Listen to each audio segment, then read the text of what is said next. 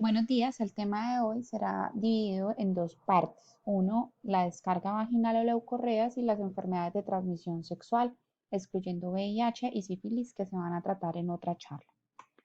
Mi nombre es María Angélica Durán Morales, residente de tercer año de Ginecología y Obstetricia de la Universidad CES y soy quien les dará este tema.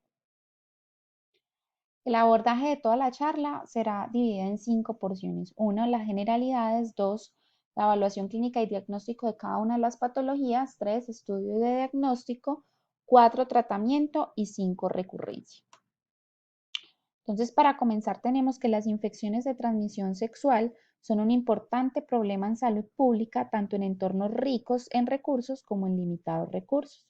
Las enfermedades de transmisión sexual son con frecuencia asintomáticas y pueden provocar diversas complicaciones. Es por esto que los objetivos principales de estas son identificar y tratar a las personas infectadas antes de que desarrollen complicaciones y 2, identificar y evaluar y tratar a sus parejas sexuales con el fin de prevenir la transmisión y las reinfecciones. Esta gráfica nos puede mostrar cómo es el comportamiento de una enfermedad de transmisión sexual y se comporta como un iceberg, teniendo en cuenta que las mujeres se ven más afectadas que los hombres por enfermedades de transmisión sexual que son asintomáticas y los hombres tienden a tener más probabilidad de padecer enfermedades de transmisión sexual sintomáticas que las mujeres, viéndose esto influenciado en la probabilidad y el riesgo alto de transmisión. Es por esto que el controlar la propagación de las infecciones de transmisión sexual son prioridades y son prácticas claves en salud pública en todo el mundo, dado que al ser asintomáticas o sintomáticas leves tienden a tener mayores complicaciones a largo plazo, dentro de ellas la esterilidad, la enfermedad pélvica inflamatoria, la enfermedad crónica y las transmisiones congénitas. Es por eso que la prevención efectiva nos va a lograr que hayan conductas sexuales seguras. Por esto se han creado múltiples estrategias de prevención y promoción desde las escuelas y desde medicina familiar para disminuir todos estos números por medio de la vacunación, del uso correcto y consistente del condón, de intervenciones dirigidas a grupos de población claves como personas recluidas en cárceles, educación sexual integral y asesoría antes y después de las pruebas de enfermedad de transmisión sexual y de VIH. Estas son las estimaciones de la OMS para el 2021 y se puede lograr evidenciar cómo existen hasta 357 millones de casos de enfermedades de transmisión sexual curables y dentro de ellas están la clamidia, la gonorrea, la sífilis y la tricomona, que van a variar como lo vemos en la gráfica según la región y el sexo. ¿Por qué es importante hablar de esto? Porque pacientes que tienen vaginosis tienen un mayor riesgo de enfermedades de transmisión sexual, entre ellos VIH hasta 1.6 o 2 veces el riesgo, clamidia y gonococo, tricomona, virus del herpes simple hasta 2 veces más el riesgo, y por toda la fisiopatología, aquellos pacientes que tienen vaginosis y tienen alterada su flora vaginal y tienen VIH asociado tienen hasta 3 veces más riesgo de transmitirlo a su pareja. ¿Qué sucede a la luz de la fisiopatología? Usualmente la vagina cuenta con un medio ácido en donde están en equilibrio todas aquellas bacterias y flora vaginal normal. Cualquier cambio en ese pH me va a generar lo que se conoce como una disbiosis vaginal. Entonces, ¿qué tienen evidencia en cuanto a tratamiento en general? Se dice que tener un manejo inicial adecuado, dirigido, con el uso de polisacáridos, de disruptores de biopelículas hidroprobióticos que me ayuden al mantenimiento de pH y por último la vitamina C, hacen que tengan un enfoque específico para esta patología en sí.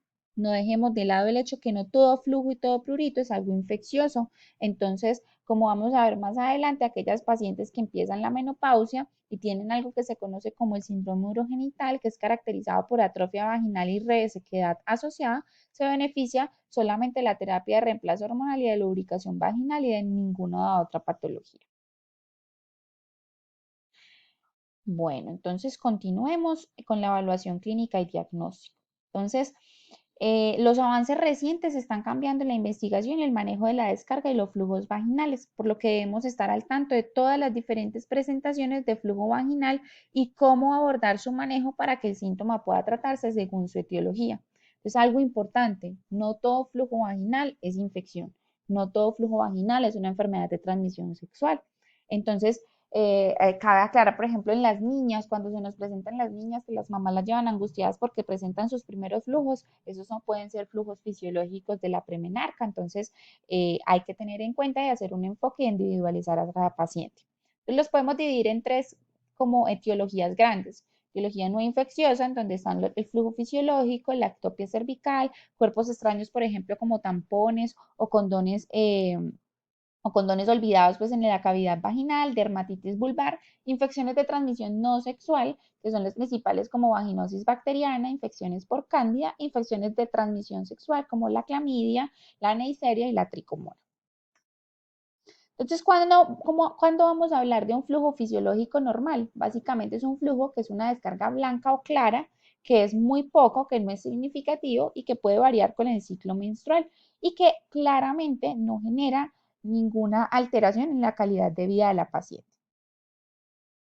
Tenemos que el ecosistema vaginal es un epitelio escamoso, estratificado, eh, es un epitelio escamoso, estratificado, no queratinizado de la vagina en mujeres premenopáusicas, normalmente estrogénicas, que son ricas en glucógeno. Y ese glucógeno es supremamente importante porque es el sustrato de lo que conocemos como los lactobacilos de Döderlein, que convierten la glucosa en ácido láctico, creando así un ambiente vaginal ácido. Entonces, la vagina tiene un pH entre 4 y 4,5, que es ácido.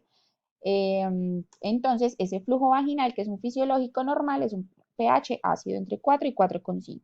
Esa acidez es la que va a ayudar a mantener la flora vaginal normal y va a inhibir el crecimiento de los organismos patógenos. Cualquier interrupción de ese ecosistema normal va a conducir a condiciones como la vaginitis.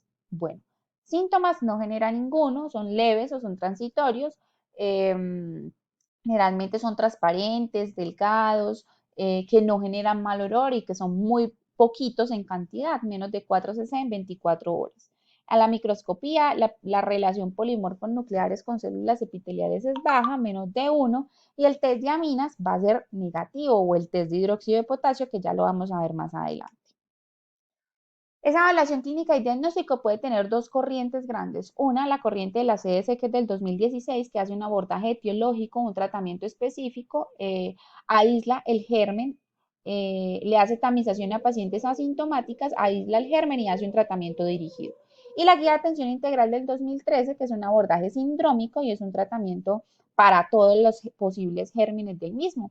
Entonces, como vamos a ver más adelante, los diferentes metaanálisis muestran cómo este tratamiento sindrómico me puede llevar a tener muy buena sensibilidad, pero muy mala especificidad, generando mayores tratamientos erróneos con mayores reinfección. Es por eso que se conocen 6 pasos para evaluar a las pacientes femeninas que presentan quejas vulvovaginales. Uno, identificar el sitio anatómico, si tiene alteración en la vulva, en el clítoris, en el vestíbulo, en la vagina, en el cuello uterino.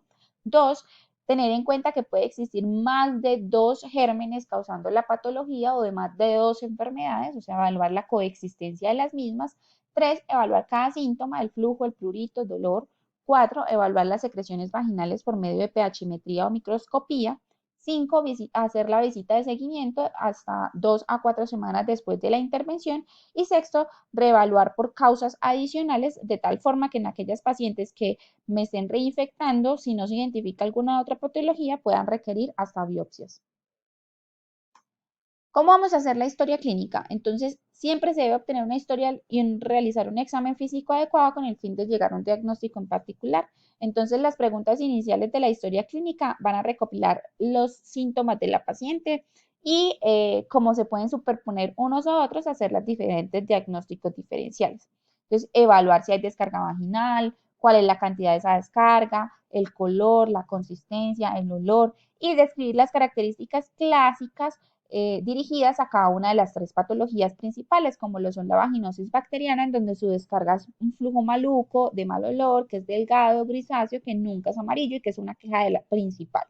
Candidiasis vaginal, en donde se presenta un flujo espeso, blanco, que no huele mal y que usualmente se acompaña de otros síntomas irritativos.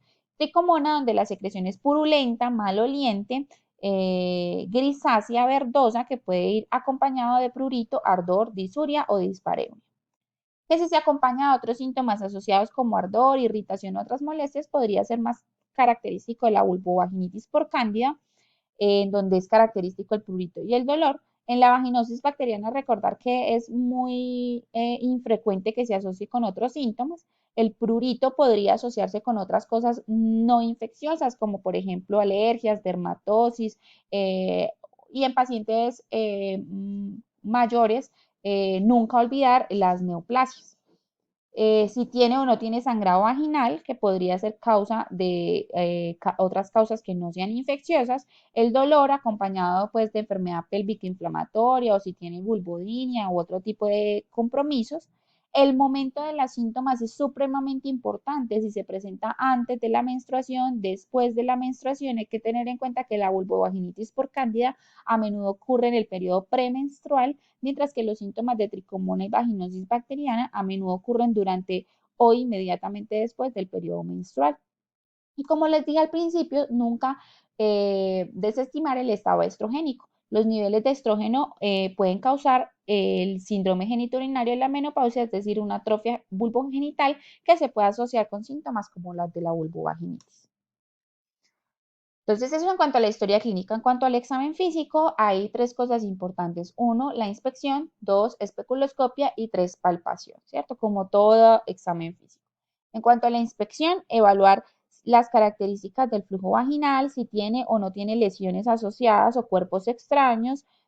Dos, si tiene irritación, si tiene eritema, si tiene compromiso a nivel de la vulva o del edema, o si tiene fisuras que puedan sugerir candidiasis o dermatitis.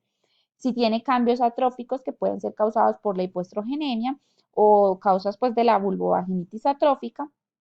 Eh, las características del flujo vaginal, por ejemplo, como vemos en la foto inferior, podría hablar de un flujo blanquecino, grumoso, en moderada cantidad, que se puede asociar con una vulvovaginitis por cándida. Luego, por medio de la especuloscopia se puede evidenciar si hay lesiones o cuerpos extraños asociados o imágenes características como lo vemos en la imagen de la mitad, que son lesiones puntiformes, rojas, lo que se conoce como un cervix en fresa característico de la tricomona, y en la parte superior podría ser una vulvovaginitis atrófica o como vemos alrededor que tiene lesiones descamativas, eritema, podría ser considerada una vulvovaginitis por cándida. En el examen físico se pueden practicar múltiples pruebas. Una de ellas es la prueba de Q-tip, en donde se hace presión con el hisopo de algodón en los labios, en el introito vaginal, y puede indicar que hay un proceso inflamatorio, una candidiasis, una dermatosis o una vulvodinia provocada por esta infección o inflamación. Nunca olvidar la especuloscopia, en donde se puede evaluar la vagina, cualquier flujo vaginal, el cuello uterino. Se pueden evidenciar si hay cuerpos extraños como tampones, condones retenidos que se pueden asociar a flujos vaginales, a sangrado intermitente o a un olor desagradable asociado. Las infecciones de tejido de granulación del sitio quirúrgico pueden causar flujo vaginal también, sangrado después de la histerectomía o después del parto, y esto se puede evidenciar por medio de la especuloscopia. En el examen bimanual podemos evaluar tanto la anatomía normal y anormal de las pacientes, evaluar si hay dolor o sensibilidad al movimiento pélvico del cervix, detectando en la gran mayoría de los casos de enfermedad pélvica inflamatoria, detectar si hay masas anexiales que puedan representar quistes o malignidad, detectar si hay espasmos, sensibilidad de los músculos pélvicos que generalmente se pueden asociar con flujos vaginales alterados.